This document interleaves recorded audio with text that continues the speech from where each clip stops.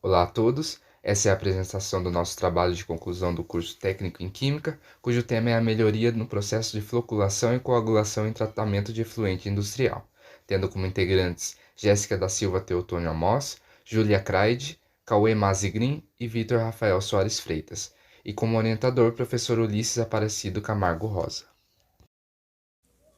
O período atual comprometeu de maneira significativa o desenvolvimento do tema proposto nesse trabalho. O afastamento de uma integrante devido à pandemia não nos permitiu a realização dos testes cruciais para sua elaboração. Com isso, dispomos e discorremos aqui a base teórica para sua realização, podendo ser utilizada futuramente assim que a possibilidade de realização dos testes exista, seja pelos integrantes desse grupo, como por aqueles que se interessarem. As carrocerias, geralmente provenientes dos processos de estampagem e solda, chegam à pintura impregnadas por uma série de contaminantes, óleos, graxas e outros fluidos, que afetam diretamente a qualidade final do processo de pintura, onde, desta forma, torna-se necessário um processo de pré-tratamento que os elimine. Esta etapa é de fundamental importância para que a eletrodeposição não apresente defeitos. Além da limpeza das peças, o pré-tratamento objetiva auxiliar no processo de proteção anticorrosiva e na melhoria da adesão da pintura.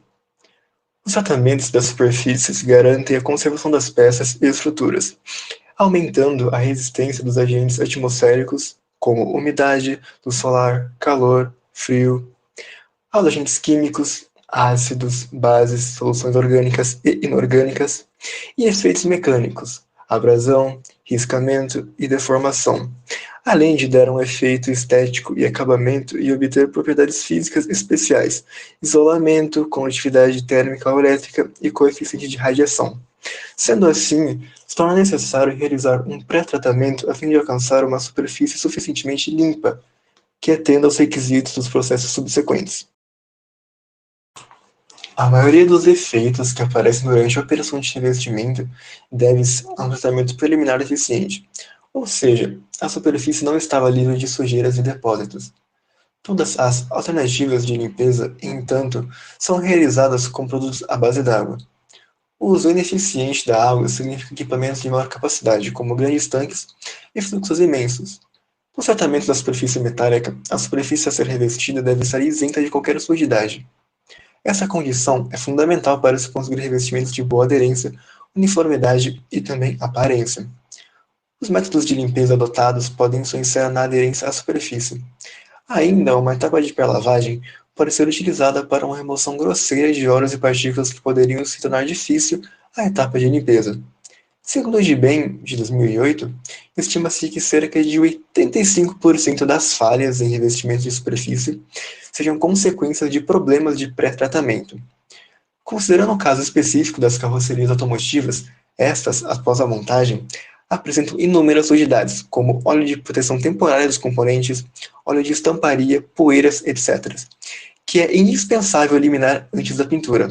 Por tal razão que as primeiras fases de uma linha de pintura automotiva integram vários estágios de pré-limpeza, limpeza alcalina por aspersão ou imersão e lavagens de água. No processo de tratamento primário, são utilizados dois reagentes para que se possa obter o processo de coagulação e floculação, soda e PAC. A soda cáustica é um produto amplamente utilizado tanto nas empresas como também no nosso cotidiano. Ela é obtida a partir da eletrólise de cloreto de sódio. Sua forma pura, a temperatura ambiente, é um sólido branco muito solúvel em água. Um dos importantes usos da soda é no tratamento de água, sendo um composto alcalino. Pode atuar como neutralizador de ácidos para o ajuste de pH do efluente. Já o PAC, também conhecido como Panfloc Ape, é um polímero inorgânico catiônico. Tem coloração âmbar e líquido. Ele é destinado ao tratamento de efluentes, agindo como um poderoso coagulante. Uma das características que o fazem ser uma alternativa muito boa para o uso no tratamento de efluentes é a menor geração do lodo e alumínio do resíduo final. Desengraxantes alcalinos, que são padrões na indústria automotiva, são compostos de sais inorgânicos, parte alcalina, e compostos orgânicos, surfactantes. A função básica da base alcalina é saponificação de óleo, porém em pequena escala, não sendo este o grande responsável pela limpeza da superfície. Essa substância, entretanto, após um tempo atuando no processo, se satura, vindo a ser descartada e tratada como efluente. É no tratamento primário deste efluente que atuaríamos. A floculação e a coagulação são processos químicos e físicos em que as partículas muito pequenas são agregadas, formando flóculos para que possam decantar-se. Essa é uma das primeiras etapas do tratamento de água. A água é um bem muito precioso para nós, pois permite a manutenção da vida e o desenvolvimento da sociedade. Ela é usada para matar nossa sede, no preparo de alimentos, na limpeza e higiene, como lazer, na produção de bens e assim por diante. Precisamos de muita água. Um exemplo disso é que para atingir 1 quilo de tecido são necessários 25 mil litros de água. Mas apenas 3% da água do planeta é própria para consumo. E desses 3%, 1% está disponível para o nosso uso. Assim, somente as águas provenientes de poços, que são limpas pela própria terra, não são suficientes para toda essa demanda. Por isso, é necessário que as águas dos rios e das represas sejam limpas e tratadas para o nosso consumo. É nas estações de tratamento de água que se obtém a maior parte da água de consumo da sociedade. E também é justamente aí que entram a floculação e a coagulação, processos utilizados nas estações de tratamento de água na primeira fase do tratamento. Essa fase é chamada de clarificação, pois a água das represas e rios tem um aspecto barrento. Esse aspecto é oriundo da presença de partículas coloidais, isto é, partículas sólidas de diâmetro entre 1 nanômetro e 1000 nanômetros. Partículas maiores do que essas, como as de areia e outras sujeiras, depositam-se no fundo do tanque e podem ser separadas facilmente da água por decantação. Mas isso não ocorre com as partículas de dimensões coloidais, ou seja, elas não se sedimentam por ação da gravidade com o passar do tempo, ficando dispersas por toda a extensão da água, o que dificulta a remoção delas. Para remover essas partículas que não afundam, a água captada é levada para uma unidade denominada floculador, onde são adicionadas à água substâncias químicas chamadas de coagulantes. Para desenvolvermos a nossa ideia, tínhamos em mente a implementação de 3 fases de testes, onde o resultado de cada um seria comparado entre si. Utilizaríamos fatores comparativos da tabela de análise da empresa X como parâmetro. Tal tabela apresenta as especificações de processos adotados pela própria empresa, visto que o produto resultante desse processo seria ainda adicionado a outro efluente também tratado, para só então ser enviado para o tratamento que tem como finalidade o seu descarte ou reuso. O primeiro teste consistia na análise do efluente bruto, a qual empregaríamos uma verificação de seu pH, condutividade, turbidez e DQO. O segundo teste seria realizado em um jar test, na qual utilizaríamos a dosagem padrão adotada no tratamento, PAC, e posteriormente a dosagem de soda. O PAC seria sendo adicionado e a coagulação e floculação iriam sendo verificadas.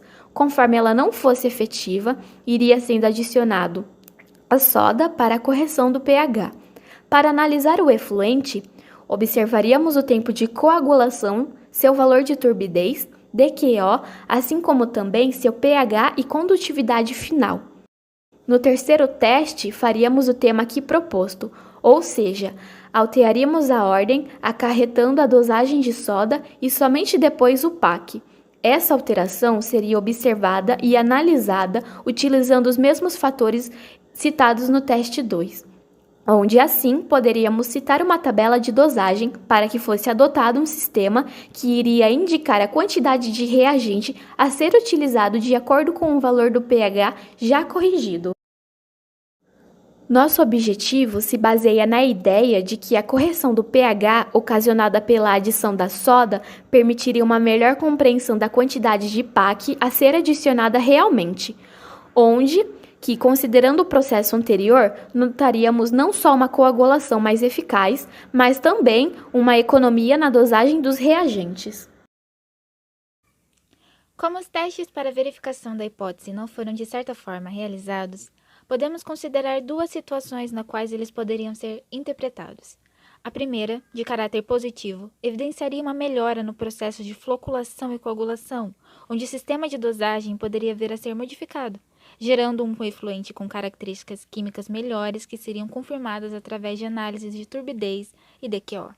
Já a segunda mostraria uma permanência de aspectos químicos no produto resultante do tratamento, podendo até vir a ser observado uma piora no processo.